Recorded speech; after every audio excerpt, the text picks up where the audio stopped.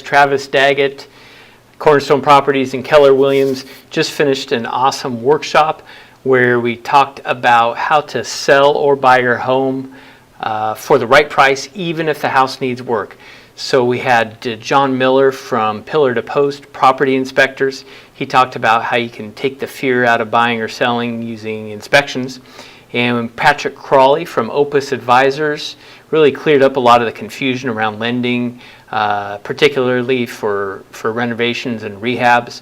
And Danny Kempf from Kempf Construction was there, talking about how to really do a good job at renovating properties appropriate for the neighborhood. So we're going to have another workshop on Saturday from 10 in the morning till noon. We'll have some snacks there, a lot of valuable information, I hope, for you to give you. We'll give you a repair guide, estimate, and a lot of other information. You can ask all the questions that you want, and we'll answer as many of them as we can.